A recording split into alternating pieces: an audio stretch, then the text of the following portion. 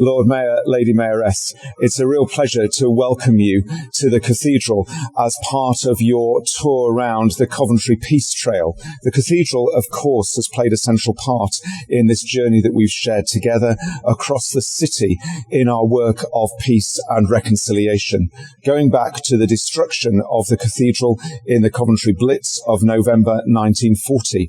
Of course, it was the response to that destruction by the Provost of the Cathedral, my predecessor, Dick Howard, which in many ways sparked this movement which captured the city and has now gone out across the world. The old cathedral was destroyed, as we know, on Thursday, November the 14th, 1940.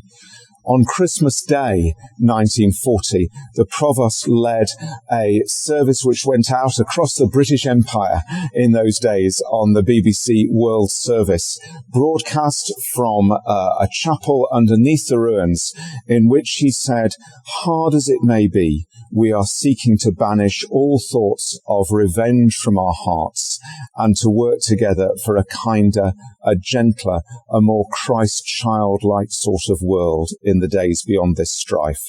So the poignancy of that Christmas Day still seems to me to be very pertinent today as he launched this way of responding open-heartedly following destruction, both to those that had been parties to that destruction, but then also to those who've come to share with us in our journey in peace and reconciliation ever since. So a very warm welcome to the Cathedral today. You're going to have a wonderful time, and those viewing this film will enjoy, I hope, all the many poignant pause points here in and around the Cathedral as we continue to share in this journey, which has been running now for 80 and more years in drawing the world into a more peaceful and reconciled place.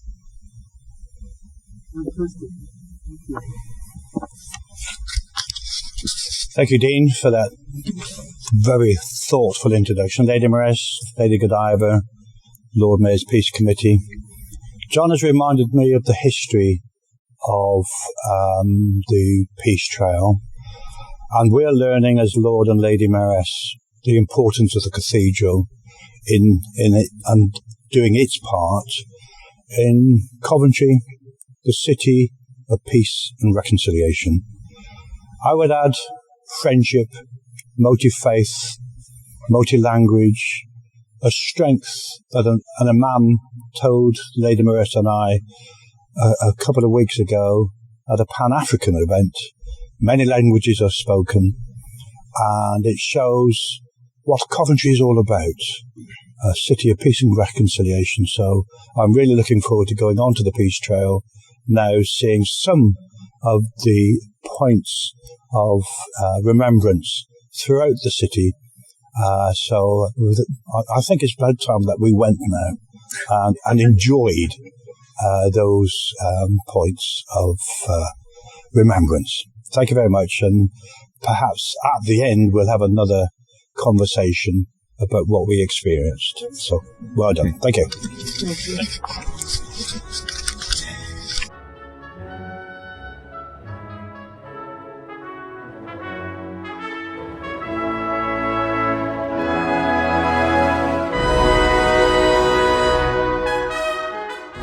The font is sited beneath John Piper's stunning baptistry window.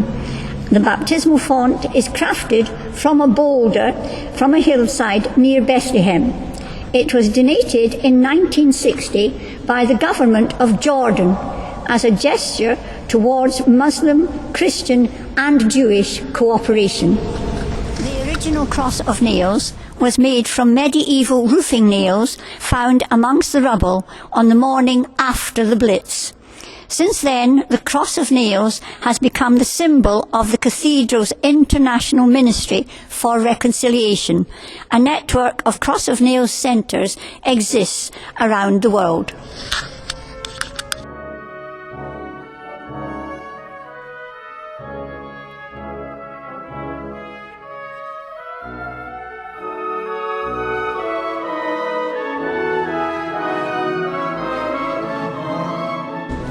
The Cathedral Ruins. St. Michael's Cathedral was destroyed from the air on the night of the 14th of November 1940. The only cathedral church in Britain to be lost in this way. The ruins stand not only as a powerful symbol of the impact of war, but also as a place of pilgrimage, visited by many thousands each year who see the ruins as a vision of hope in the world. At the altar of the ruined cathedral stands a charred cross, a replica of two beams found lying in a cruciform shape in the rubble the morning after the destruction.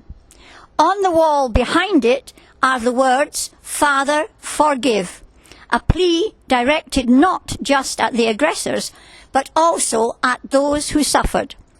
A litany of reconciliation is said in the new cathedral at noon every weekday, and before this altar every Friday.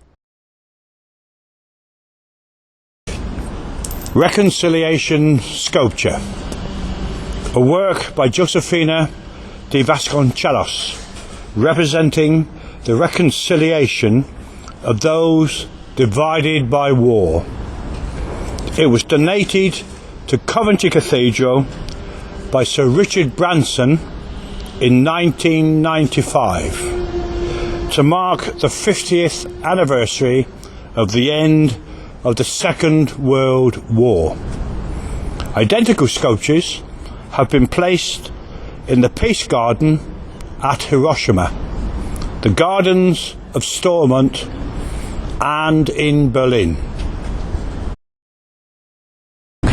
This is a sculpture called the Choir of Survivors, and it is dedicated to civilians who were killed or injured in aerial bombing during wars past and present. When the sculpture was unveiled in 2012, specific reference was made to German civilians killed in the Allied bombings in 1940 to 1945, particularly in Dresden.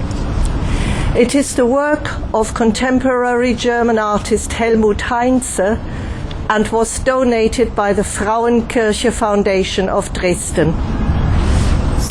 The statue was unveiled by the Bishop of Saxony on Sunday, the 20th of May 2012, as part of the 50th anniversary events, which commemorated not only the work of the Peace and Reconciliation Ministry, but looking towards the future as the ruins were rededicated to be a permanent memorial to civilians killed, injured, or traumatized by war and violent conflict. David Porter, Canon Director for Peace and Reconciliation, commented, "Reconciliation can be said to have truly happened when we are able to memorialize the suffering of our enemies. It is the first permanent memorial to German civilians within the grounds of the cathedral." This is the memorial to civilians killed in war. In the shadows of the ruined cathedral lies a stone commemorating non-combatants killed in war. Brought from the United States of America in 2001, the stone was exhibited in many locations before being installed in the gardens of the cathedral.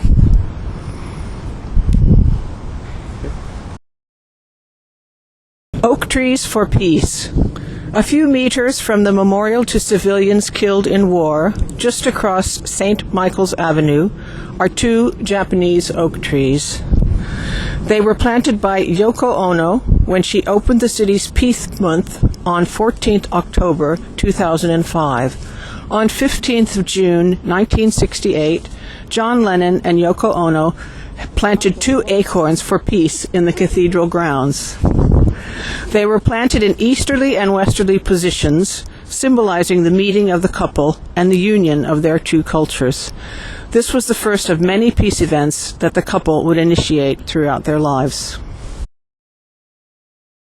This is the peace pole which is a handcrafted white wooden pole displaying the message, "May peace prevail on earth," in English, French, German and Japanese. More than 100,000 peace poles have been placed around the world in over 180 countries. The Herbert Art Gallery and Museum. The Peace and Reconciliation Gallery within the Herbert Museum reflects Coventry's experience of war and the city's post-war commitment to reconciliation. It explores themes of friendship, peace and reconciliation at local, regional and international levels.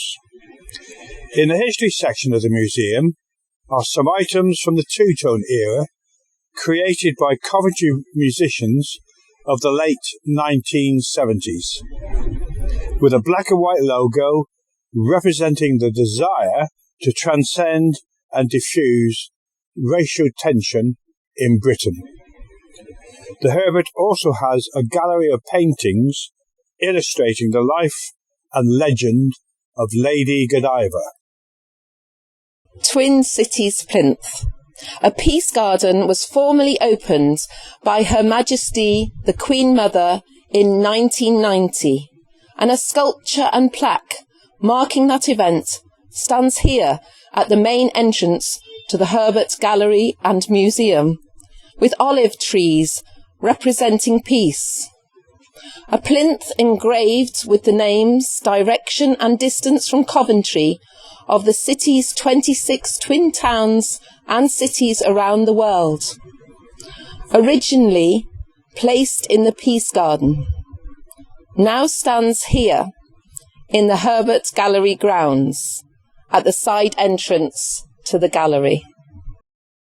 Volgograd Memorial.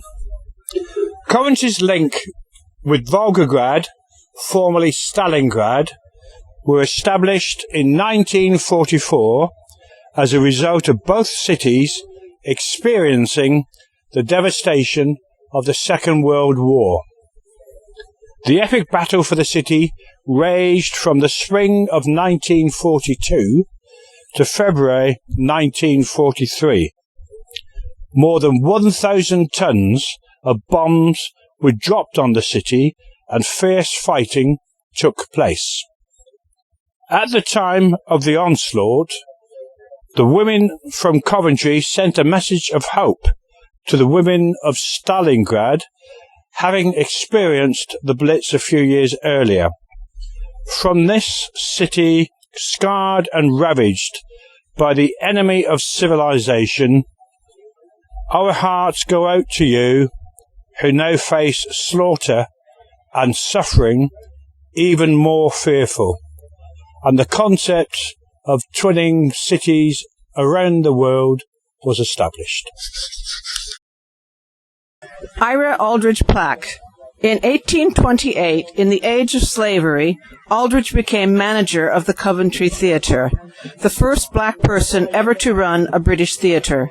His performances and the plays he presented led the city to petition Parliament to abolish slavery. He was only 20. Ira Aldridge broke through the racial barriers. He came to England to escape racism in America. He had been savagely beaten for daring to act in Shakespeare, only to encounter prejudice once again. But he persevered against all odds, performed for the crowned heads of Europe, and has become an inspirational figure for artists from Paul Robeson to Adrian Lester. Lidice Place. At the entrance to the lower precinct, a decorative plaque on a freestanding plinth commemorates another of Coventry's friendship links born out of suffering, this time with the Czech village of Lidice, razed to the ground by the Nazis in 1942 in retaliation for the assassination of Nazi leader Heydrich. The Belgrade Theatre. The city's main theatre is named in honour of the capital of Serbia, once part of Yugoslavia.